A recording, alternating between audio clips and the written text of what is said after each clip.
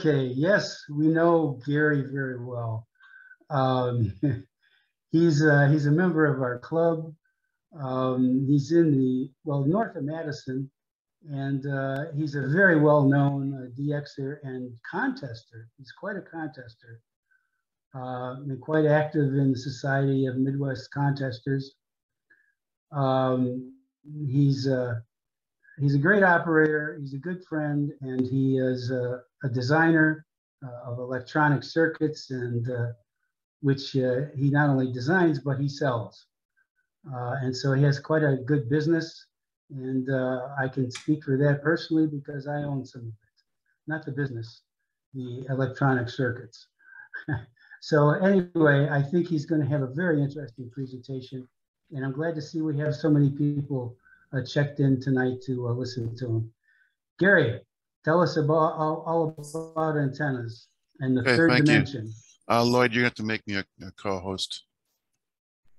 All right, let me just rearrange a few windows here so I can get my notes up. Yeah, first of all, I appreciate being invited to talk. We've had some excellent talks in this club, and it's kind of an honor here. Some of you may have seen this talk. I gave it at the QSO Today Expo, which back in March, although if you did see it before, I've made a few updates and added a few more slides and corrected a couple of minor errors here and there. So hopefully you might still find it interesting. So what are we going to talk about? We're going to talk about antenna takeoff angles and why they're important, what affects them, and what we can do about it. And hopefully when we're done here, you might have some ideas to improve improve your station. I got a great introduction there. For a little more detail for those that don't know me, I've been licensed over 50 years. Probably best known for my column in the NCJ, which is published by the ARL, on my contest tips, tricks, and techniques. I've been writing that since 1987, quite a while. And if you're an ARL member, you can now read the NCJ online. And if you're into contesting, I suggest you check it out. I went to the University of Wisconsin in Madison, where I majored in ham radio and got a minor in electrical engineering. I was a member of the W9YT, Badger Amateur Race Site, actually president 3 years. And we had one of the greatest contest stations in the country back then. And several UW alumni are in the CQ Contest Hall of Fame. It was a good education. And I retired from my day job as a director of electrical engineering for a product line for a major medical company about 5 years ago. And somewhere along the line, I started Unified Microsystems, which was basically meant to be a moonlight engineering consulting company. And I had a home project that got out of control, ended up in QST in the handbook, and I got into business. And so here I am right now. My biggest products are low band received antennas. The BevFlex 4X is my flagship product, which is a low band switchable bidirectional. It can be set as a beverage, a bog, and various loop antenna configurations. And I have the antenna switching tiers and stuff. Remember, a lot more radio organizations that I can keep track of, and here's the ones that I have official positions in. And I live just northwest of Milwaukee. Now, a few comments about here. I'm using a lot of examples, and they're from the Midwest. Obviously, I live here, so I'm mostly interested in how this stuff affects me. But what I talk about today, you should be able to apply to your station. We're using some software that quite a bit for models and diagrams and that sort of thing. And both of them are available from the ARL antenna book. There's EasyNet and HFTA. And if you buy the ARL antenna book, you get the software for free. Personally, I think the money for the book is worth it just for the software alone without the book. So it's definitely, you want to get the book and the software. Now, EasyNet is an antenna design and modeling program by W7EL. I've been using his paid version for decades. And the one in the antenna book is limited, but Roy just recently retired. Now you can download the full release, the latest version for free. There's no more support, but you can download it for free. and it'll have, some features that the one in the ARL handbook has. HFTA, HF Terrain Assessment by Dean Straw and 6BV allows you to model your antenna patterns based on your actual terrain and download topographical information from the U.S. Geological Survey and put that in there and see how the actual terrain affects your antennas. And used together, you can really come up with some interesting things and get a better idea of how your antennas are performing. So the first question is, what are your HF activities? So that's going to depend on what kind of antenna angles you're going to want to use. If you're into local, more regional communications, like a traffic handler or some of the nets or that sort of thing, you probably want higher angles. Now, most people here tonight are probably DXers and we're mostly interested in the lower angles. But if you're a contester like me, you're probably interested in all the angles, and we'll go into all of this in a little more detail. So, just a quick review here. We all know that the ionosphere is responsible for long wave propagation. You send a signal off into space and it gets the ionosphere. A lot of times we say it's reflected, but it's really refracted. It's actually slowly bent around. And if the conditions are right, it'll be bent around enough to come back to Earth. And the angle is very important. The amount of ionization is very important, and also the frequency. For a given frequency, you need higher ionization levels in order to do higher angles because it has to be bent around. If we go straight up, it's got to be bent around 180 degrees. But if we have a low angle one, it doesn't have to be bent that much to come back to Earth. So it's going to be very frequency dependent. If we start sending a signal off at some particular angle, we will get some refraction, but it's not important. The frequency will get too high and it'll start to be bent, but it'll go off into space. Well, so the frequency, the highest frequency that hits the ionosphere is reflected back is called the maximum usable frequency. And that's going to vary based on the time of the day and the angle and whatnot. And the signal that goes straight up and will come back, the highest frequency that you can get is called the critical frequency, sometimes called F0 or FC. And this frequency is going to be a lot lower than a low angle one because, again, we have to refract it and turn it around so much higher. I took a look at some ionosound data out of Michigan today, and the F0 was just under 6 megahertz. If you send a signal up above 6 megahertz, it go off into space straight up. But at 3,000 kilometers, the MUF was about 18 megahertz. So there's quite a distance between the long distance and the vertical. So the question comes, well, what arrival angles are we going to see? And this is some plots from HFTA. Now ignore the blue line here and just look at the vertical lines. We see the statistical probability of what angle the signal's coming in, assuming the band is open. And then you can see the patterns are quite a bit different depending what part of the world. Now, if you're not from Wisconsin, then these are going to look a lot different for you, depending where you are. But the thing to keep in mind is that these are the statistical probabilities based over an entire solar cycle.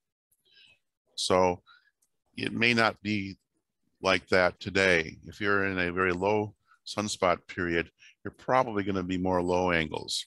Or if the band is just open, you're closing, it's going to be more low angles. But if we have a high sunspot count and the band's wide open, it's the middle of an opening, then we might be more skewed and actually have more of the high angle patterns.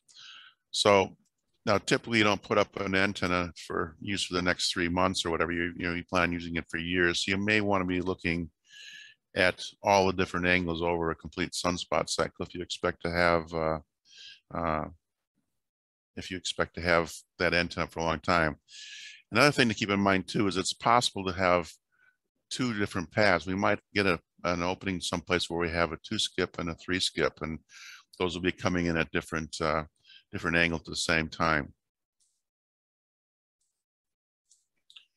Now, it doesn't just depend on the location, but even to a given area, it would be 10 on the band. You can see this is W9 to Europe, and you can see the patterns for 40 through 10, and they're quite a bit different. And 10 is kind of really odd because you can see that there's even a gap in here. That's can produce some interesting conditions. We can talk about that a bit later. So how does that affect us in our antenna? Well, this is a pattern of a 20-meter 3-element Yagi at 70 feet over flat terrain. And you can see we've got a couple of nodes, some back lobes. Now, if the signals are coming at the angle that match our nodes, we're going to get really good signals. We'll be real strong, and we'll be strong there. But if they're coming in these nulls, then you're really losing a lot of your signals. So gain is great, but the takeoff angle can be as important or maybe even more important than the gain of the antenna, depending on the arrival of the signals. And there's a few things. In general, the higher the antenna, the lower the main lobe. Higher antennas will produce multiple loads, but also that your actual terrain is going to have a big effect in your patterns. And these are the 3 key points that I think you want to get out of this talk. So how does this happen? How does the ground have an effect? Well, if you have your tower here and you have your signal takes off at some angle, there's also going to be a signal that goes to the ground, and it's going to reflect off the ground. Now this right here shows these 2 signals if they're in phase, and they'll add up. So you can get ground gain because the signals are in phase, and the signal goes here, adds to this one.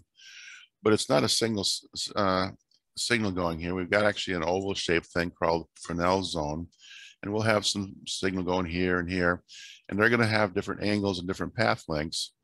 So if you look at the inverse, a signal coming in here and coming back up here might be out of phase with the direct line signal. And so when these signals are out of phase, you'll actually start getting your nulls. And that's why we get these patterns that are quite a bit different than that antenna in free space. So let's take a look at some patterns at different heights. This is a dipole, again, over flat ground.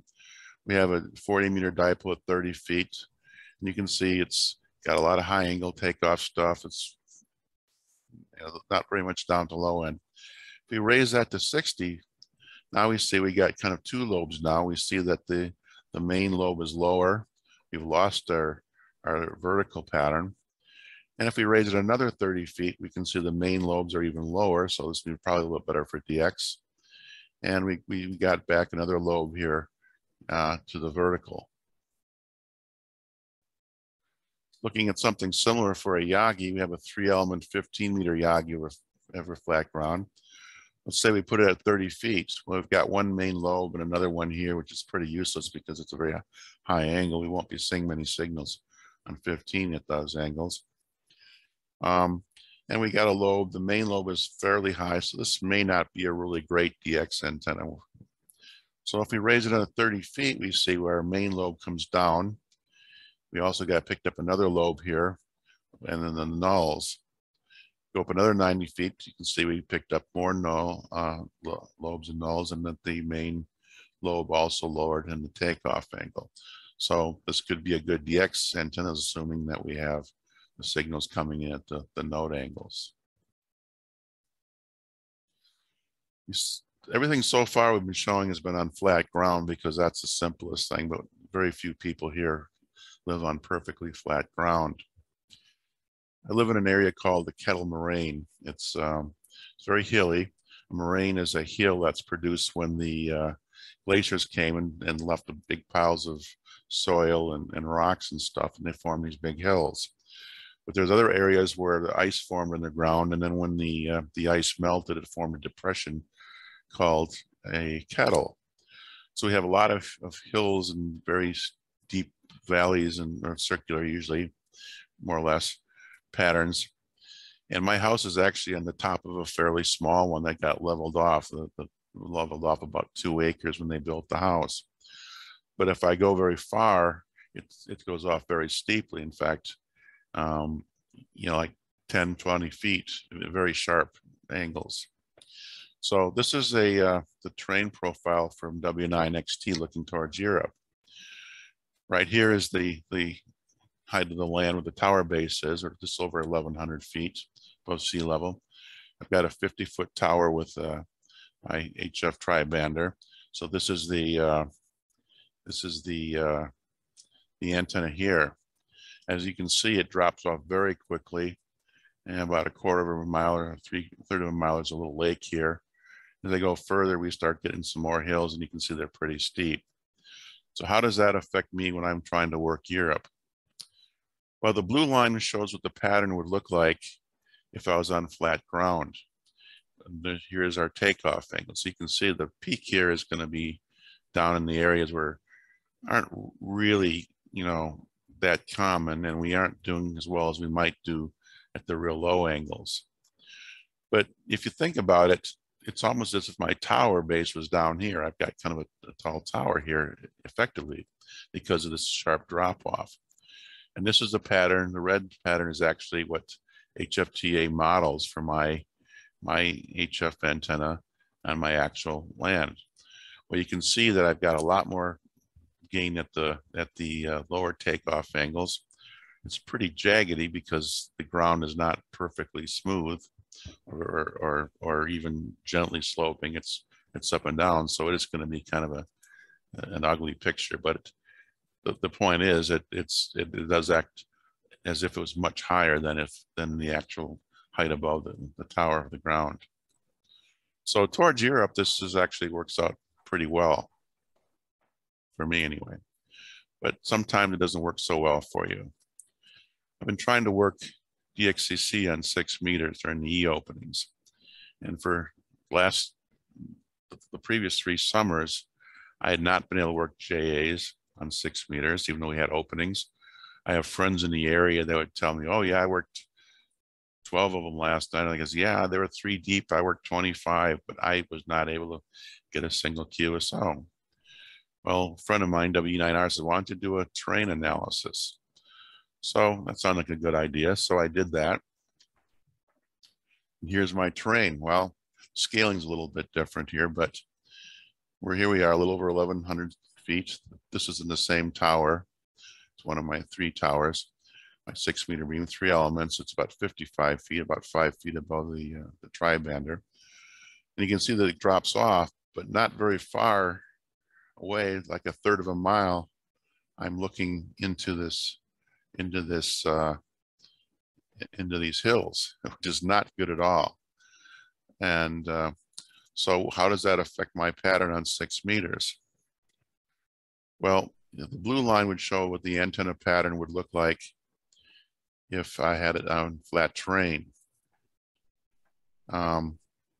which wouldn't be too bad of an antenna. Now, Carl, K9LA has got an excellent paper on his website that talks about takeoff angles and sporadic E, and he says pretty much everything's going to be under 15 degrees. And probably the DX is going to be lower than that, and this is going to be more stateside. So for FFMA or something, these angles are probably more useful, and DXing down here. So with this terrain and my antenna, this is the pattern I've got, which is really ugly. I mean, look how far down I am, just over flat ground. And if it gets down here, I'm really screwed. And my guess is that a lot of those JA openings were coming in at these kind of angles, and everybody up was up here, and I'm down, 15, 20 dB or more, just because of the angles in the terrain. So I did a little bit of modeling. What if I had lowered that beam to 30 feet? Well, that's this pattern right here. And you can see that's much better than what I've got. But I didn't really have time to mess around last summer. So I thought, well, I could probably just throw up a quick and dirty dipole. And I played around, and a dipole at 30 feet was actually probably a better DX antenna than my 3-element Yagi at 55 feet. Well, I never got the dipole up, but I did get one opening where I was able to work a dozen JAs towards the end of the season. So I did get my JA, and I'm sure that what happened is we just had it when that was coming in at a high angle. Now, if you're Oh, one other thing. It looks like I've got some more work ahead. We had an opening to South America over the weekends, both Saturday and Sunday. And I worked a couple of new countries down in Argentina and Chile and Uruguay. But the local guys were working a lot more. I got my one contact in, they were getting 3 or 4. I did a quick analysis I don't have here. And to that direction, I still have this sort of a pattern, but then it goes off very slowly. But the antenna is probably too high. Now, if you're really interested in this thing, Frank Donovan, W3LPL, did an excellent talk on the front range 6-meter group on 6-meter antennas and DX and propagation for sporadic E. And he talks about it's very easy to put your antennas up too high on 6 meters. So they recorded it's on YouTube, and he's also going to be repeating it at the Hamvention in the antenna forum next week. So if you're into 6-meter DX thing, I really suggest you take a look at his talk. It's really eye-opening. Oh, there's one thing I forgot in the last slide here.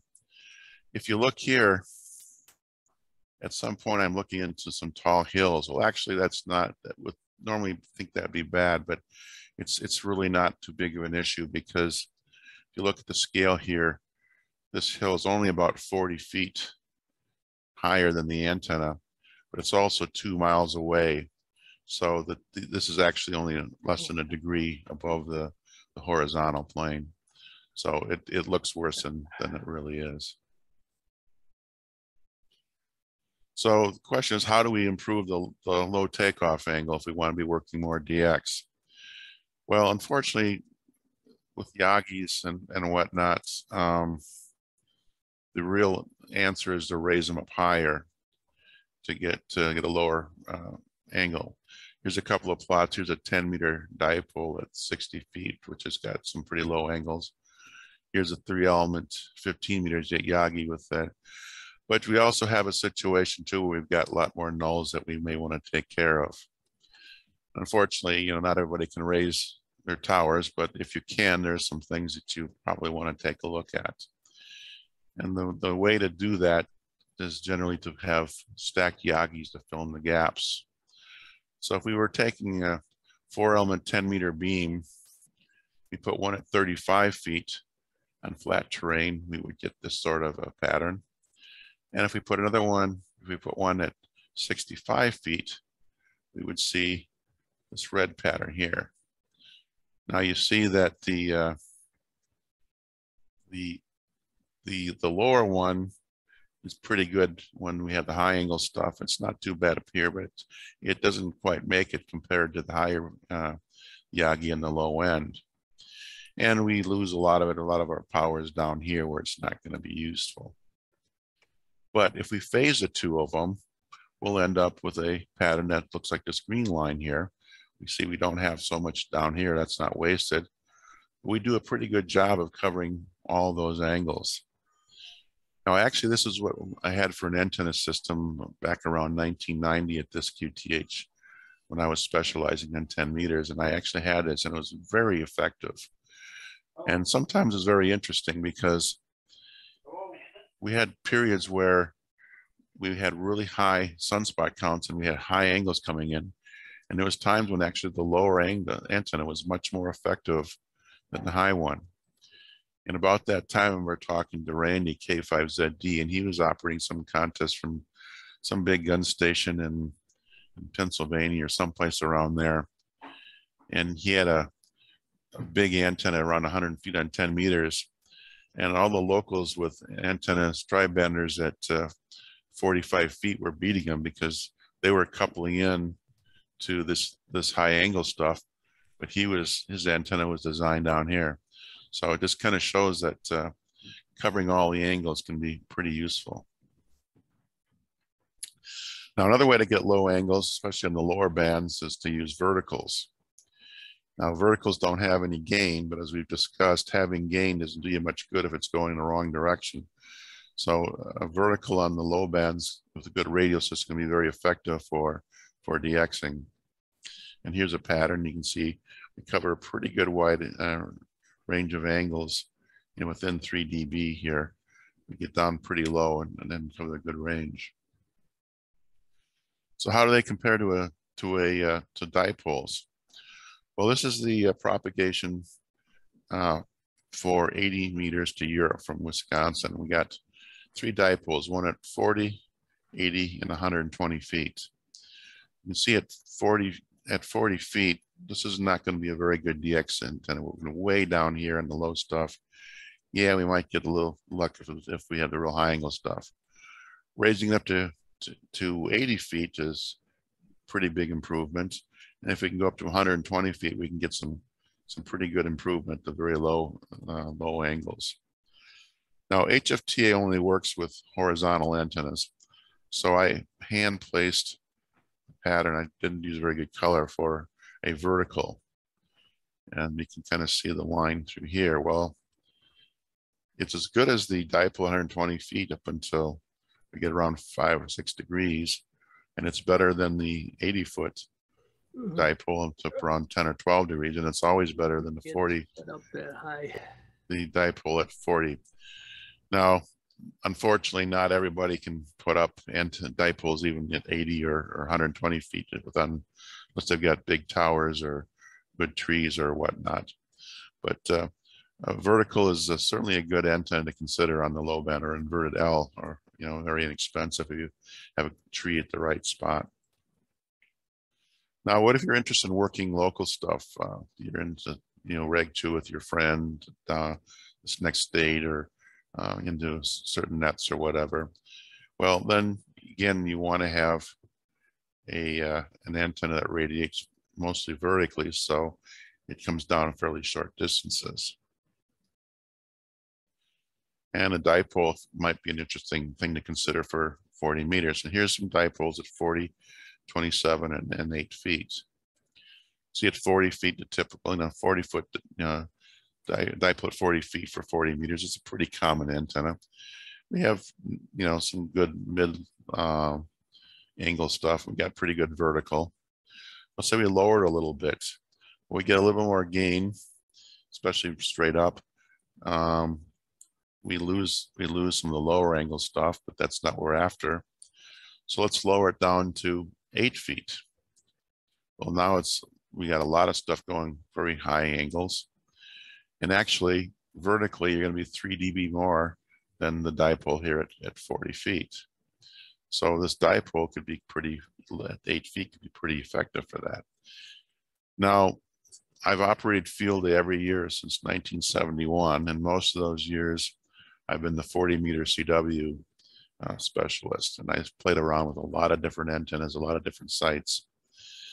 And right now, I have 3 antennas that I use for field day, and the idea is to cover all the angles. My bread and butter antenna, the one I'd use, that's the only one I could have, is at 27 feet, and that's designed to kind of hit the major population centers and between like Ohio and the East Coast from Wisconsin, because that's where my contacts are going to be. But I've got this dipole, an NVIS type dipole at about 7 or 8 feet, and out to about 250 miles, that can be very effective compared to the other antennas. And I also put up it's a vertical with the raised tune radials, and that's the one I use to get the West Coast at night.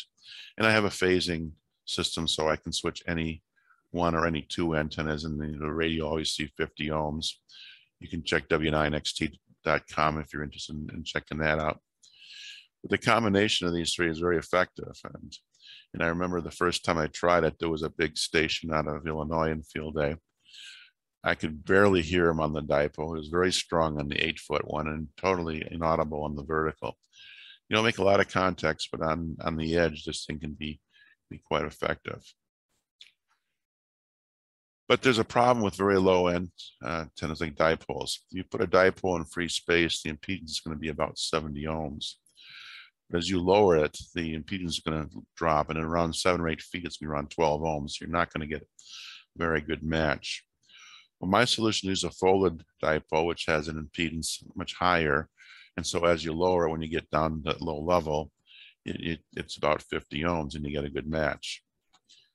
And this is a picture of it here, and here's kind of a diagram. I use This is for field day, and I also have it available for the local ARAS if we have an emergency, we need to do some sort of regional HF communications on 40. A couple of telescoping fiberglass masts. I have a PVC T that the antenna is mounted to, and that just slips right over the top of the mast. I have a RF choke of some ferrite beads on here to prevent the currents on the coax, outer coax. And a folded dipole is a standard length type of a dipole, but it's made with twin lead. The ends are shorted, and in the middle you cut one of the wires and you feed that with the coax, one to the shield, one to the center conductor. Now, like I said, I live on a moraine, so it's gravelly and it's usually pretty dry soil.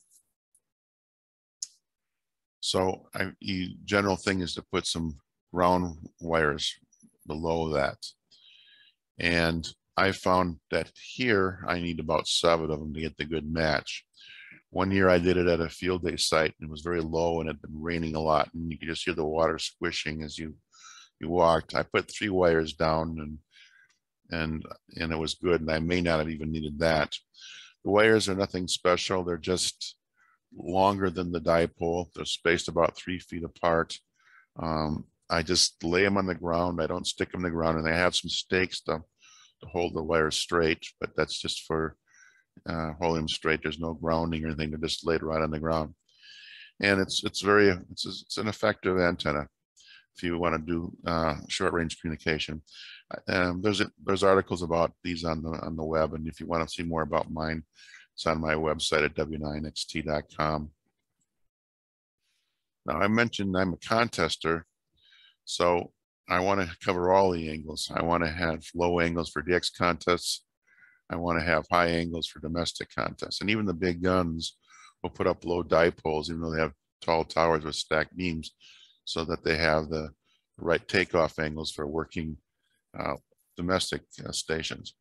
And a very common thing is to put a small tri-bender and mount it fairly low and fix in the Caribbean, because you want a higher takeoff angle of the Caribbean than you would say for Far East or whatever. And of course, they have stacked beams if they can swing it to cover the gaps from the nulls. Now, at my station, I have a philosophy that you want to have a lot of antennas, and I try to have at least 2 antennas on each band and have different characteristics. I have Yagis and dipoles and verticals and dipoles, and a couple of Yagis at different heights and whatnot. And your second antenna doesn't have to be anything really expensive, a dipole, maybe even a vertical, a trap vertical or something, just something that's going to have a different pattern, because there'll be times when that particular antenna will be more useful. Now, I used to think that you could not have too many antennas, but I guess I was proven wrong. I was reading Radio Propagation in Science by KL78J, and he says you can't have too many antennas unless they're so close they interact and you really have one antenna with multiple feed points. So I guess that's something to keep in mind. Now, we've shown a lot of computer models here and printouts and whatnot. Now, you want to use these as a guide. Don't use them absolutely, because they could be wrong. If you calculate these things out to 6 decimal points, are you really doing anything that's realistic? You don't always know exactly how accurate the computer model is, and how accurate is the U.S. Your input data. Like the U.S. Geological Survey might be 10 years old, and maybe somebody they filled in a marsh or go down a hill and put up some buildings, or they're going to have, some different effects on your antenna. And how accurate is your antenna location? And your ground is going to be different conductivities depending if it's a lot of rain or it's dry. And of course, interaction with other antennas and metal objects can distort your patterns as well. But it's a good thing just to kind of get a good feel for it. But if your model says 27.3 feet, I wouldn't try to worry about that, those extra few inches or even a foot or two. So in summary, the angles are going to depend on your target, your band, time of day, solar conditions, and of course the local terrain. And if you want to be most effective, you are going to have your antenna match the angles that the signals are going to be arriving at. And there's some free tools which I've shown you tonight to help you evaluate your station, your situation, and maybe you can take some advantage of your particular station. A few rules that I have is don't let the perfect be the enemy of the good. Too many people spend way too much time thinking about antennas, and they are convinced they can't put up a perfect one, so they put up nothing. And then the antenna that's not put up is the worst one. So put up the best one that you can and have fun. So that's it. Do we have any questions?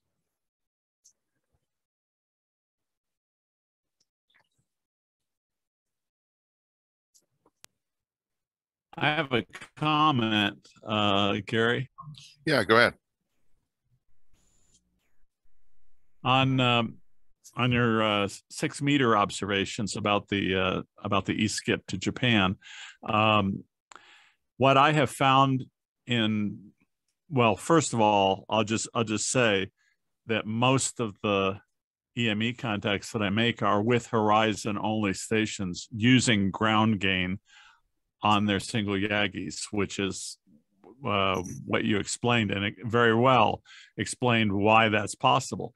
The only caveat to that is I've run with people with a single Yagi above a tri-bander and found that they didn't have ground gain to the extent that it would be feasible for a 6 meter EME contact, because the tri-bander acted as a ground plane underneath the 6 meter antenna. So if you're doing modeling and things, you have to watch out for interaction between the antennas. And in one case, where I was working the Philippines for the first time on 6 meter EME, he had to turn his HF antenna at right angles so that it was at right angles to the 6 meter antenna above it, so that it appeared to be invisible to the 6 meter antenna, and then we worked easily. So I just want to mention that for people who are doing the modeling, that a lot of the lobes and gain and things like that will depend on whether or not there's something else underneath the antenna. That's very interesting, a very good point. One of the things I did, well, maybe back up a little bit. I had a different 6 meter Yagi, and it would tune up fine on the ground, and I'd do it vertically, and I put it on a mast and everything tuned up. And I put it above my tri-bander, and it didn't work. And then I took it back down, everything's fine. And I put on the tri-bander, and the SWI was terrible. And it was something about that design and the matching system, whatever. And so I got a different one. It's right now a Cushcraft with a gamma match. I think the other one had a beta match. I don't know if that was the problem, but that was one of the things I considered. I on my other tower, I have a 40 meter beam, and above that's a tri-band, which I keep at right angles, so I don't have the interaction on 15 meters. So I thought that might have been the situation that I was having on 6. So I did turn it 90 degrees, and it didn't seem to make any difference in that particular case, at least with the Japan thing. And I didn't really notice anything working Europeans or working, FFMA grids and things like that. So in that particular situation, I don't think it was much of a factor, but it is definitely something that you want to keep in mind. Thanks for pointing that out, Lance. Gary. Yeah. Have you played at all with inverted V's? I have used inverted V's. The nice thing that people like about inverted V's is the mechanically they're easier, and also when you fold them down, you get a better 50 ohm match. It's a dipole, probably a higher impedance. Personally, I'm just not sold on them. I just don't. I may be wrong, but just my experience is that they don't work as well as a dipole that's flat. So, yeah, most of my dipoles, sag and the bottoms are a little bit low, but I try to keep them more horizontal rather than as an inverted V. And I have not tried modeling to see if that changes the Okay, the angle. that was what I was kind of driving at. Was I have not had a chance to sit and play with it, but my experience with inverted V's is starting to show me that in a three-dimensional world, which is what you've got to deal with, that they are damn near omnidirectional. Mm-hmm. And they're vertically polarized off the ends. So aside from easily getting something that's easy to match at 50 ohms, they're not as directive as you might think. And they are almost omnidirectional. And when you consider the fact that once RF goes up and hits the ionosphere, it's refracted in a oval, what am I trying to say, polarization. Right. It doesn't make much difference what you send up there. So I just for grins, it would, you know, if you ever had the time to sit and play with it, you can be way ahead of me because I haven't got time to mess with it. I don't have time either, but I'll put it on my list. It is an interesting idea. Thought. And I think there's a lot to be said for the average ham that's lucky enough to have a 50-foot tower. An inverted V on 40 and 80 is, you know, sometimes the only way out. Yeah, for sure.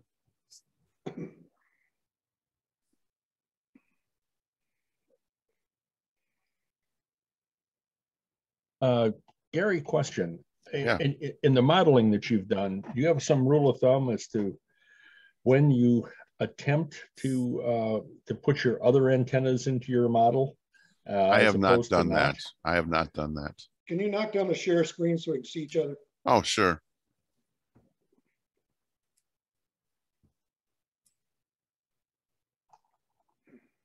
No, I've not really done much of that. I've done a few things here and there, but probably not nearly as much as I should.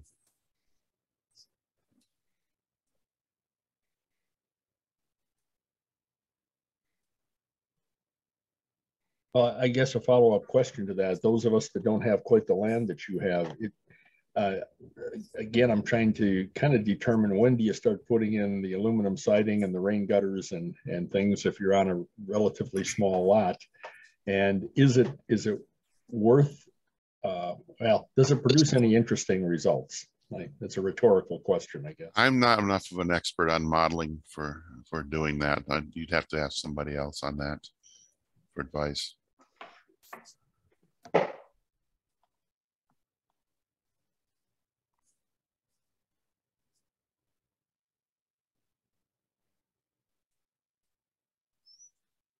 Well, if there's no more questions, I really appreciate your attention. You can always send me an email. I guess W9XT@QTH.com is the easiest way to get a hold of me, or through my company, W9XT@UnifiedMicro.com. So I'll turn it back to Lloyd there. Okay, thank you very much, Gary. I'd also like to thank all the DX that joined us this evening. Richmond, EL2 Big Gun from Liberia, welcome. I see Adrian, VK2 Whiskey Foxtrot is with us. And, and a number of Canadian stations are very, very good neighbors. And let's see, and of course, John, Golf 3 Papa Quebec Alpha. So, and I hope I didn't miss anybody, but welcome. I'm going to stop the recording here. And